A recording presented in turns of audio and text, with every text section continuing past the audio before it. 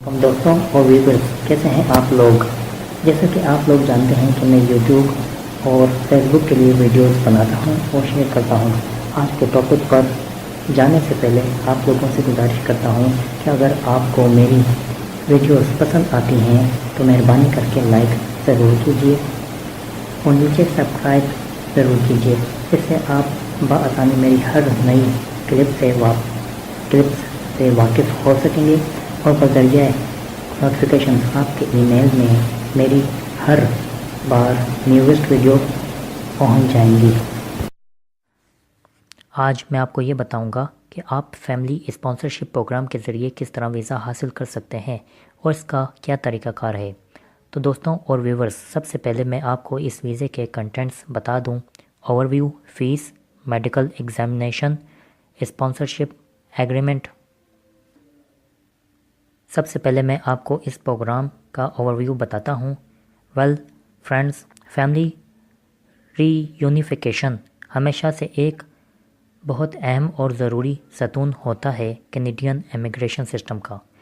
इस गोल को हासिल करने से बड़े पैमाने पर फतह याबी होगी अगर आप फैमिली स्पॉन्सरशिप क्लास के ज़रिए अप्लाई करते हैं। तो कैनेडियन गवर्नमेंट के मुताबिक किसी भी एक शख्स को स्पॉन्सर किया जाए परमानेंट रेजिडेंस वीज़े के लिए तो उसका फैमिली क्लास का मेंबर होना ज़रूरी है। या एक एलिजिबल स्पॉन्सर इन बंदों को स्पॉन्सर कर सकता है। स्पॉन्सर का स्पाउस पर्सन यानी बीवी, शौहर, common law partner, conjugal partner, sponsor का कोई बच्चा, डिपेंडेंट जिसकी 18 साल से उम्र कम हो, स्पॉन्सर के वालिदैन, स्पॉन्सर के ग्रैंड पेरेंट्स, स्पॉन्सर का भाई बहन, भतीजा भतीजी, भांजा भांजी या पोता पोती, नवासा नवासी जिनके वालिदैन की वफ़ात हो गई हो लेकिन इन सब की उम्र 18 साल से कम हो। तो सिर्फ भाई बहन और बच्चों की वालिदैन को आप स्पॉन्सर कर सकते हैं, उसमें कोई मुज़ायका नहीं है। और इन तमाम बच्चों की शादी भी ना हुई हो या कॉमन लॉ पार्टनर से कोई रिश्तेदारी भी ना हो। एलिजिबल होने के लिए स्पॉन्सर का कैनेडियन का नेशनल या कैनेडियन परमानेंट रेजिडेंस और साथ साथ 18 साल से ज़्यादा उम्र का होना लाजमी है। इसके साथ साथ स्पॉन्सर को पिछले वक्त रिमूवल के ऑर्डर या जेल की सज़ा काटने पर, किसी भी पुरानी स्पॉन्सरशिप पर यानी किसी की ज़िम्मेदारी ली हो और उसके गायब हो जाने की सूरत में कोर्ट से ऑर्डर ना मिला हो तो आप इस वीज़े के लिए एलिजिबल होंगे, यानी आप इसको स्पॉन्सर या किसी और को स्पॉन्सर कर सकते हैं। वरना सिर्फ आपको जो परमिट मिला है वो सिर्फ आप ही के लिए काफ़ी होगा, यानी आप रह सकते हैं, किसी और को नहीं बुला सकते।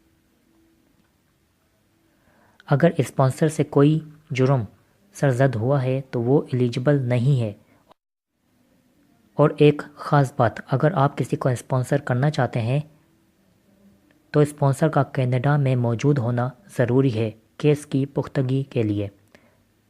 अब मैं आपको फ़ीस के बारे में बता, अगर आपके पास राइट है परमानेंट रेजिडेंस का तो आपकी फ़ीस $490 कैनेडियन डॉलर होगी।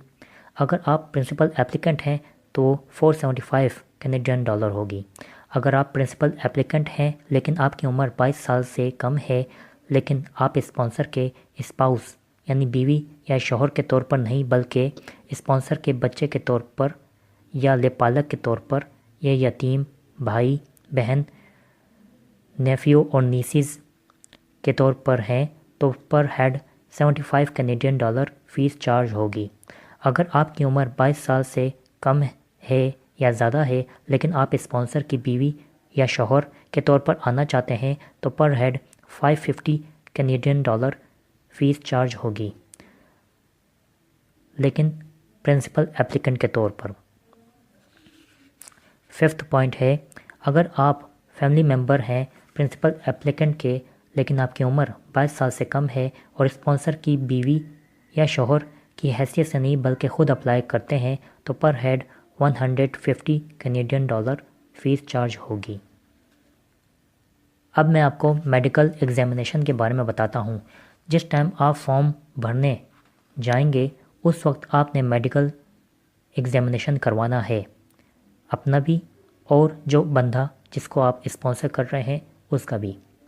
اب میں آپ کو ایگریمنٹ آف اسپانسرشپ کے بارے میں بتا، جو شخص اسپانسر کر رہا ہے کسی کو بھی ان سب کی انڈر ٹیکنگ شو کرے اور بتائے کہ وہ ان تمام لوگوں کو فائنینشلی سپورٹ کرے گا، اور کمٹمنٹ میں یہ بھی لکھا ہو کہ وہ جس کو بلا رہا ہے یا اسپانسر کی طرف سے ضرورت کی ہر چیز، بھلے کینیڈا سے کوئی بھی خرید و فروخت کی گئی ہو، ان سب میں اسپانسر مدد کرے گا، اور ان تمام لوگوں کو کسی بھی مدد کی ضرورت نہیں ہوگی گورنمنٹ کی طرف سے۔ یہ ساری ڈیٹیل صرف اسپانسر کو شو کرنی ہے، اتنا خرچہ کسی پر بھی ہوتا تو نہیں ہے، لیکن گورنمنٹ کو یقین دلانا ہوتا ہے کہ فیملی ممبرز کو یا فیملی ممبرز ڈپینڈنٹ کے طور پر آ رہے ہیں اور اسپانسر ان کے خرچے کا ذمہ دار ہوگا۔ امید کرتا ہوں کہ آپ کو میری ویڈیو پسند آئی ہوگی۔ آپ کے لائک کا، سبسکرپشن کا اور نوٹیفیکیشن کا میں منتظر رہوں گا۔ دوبارہ ملتے ہیں نئے ٹاپک کے ساتھ۔ دعاؤں میں مجھے یاد رکھیے گا۔ اللہ حافظ۔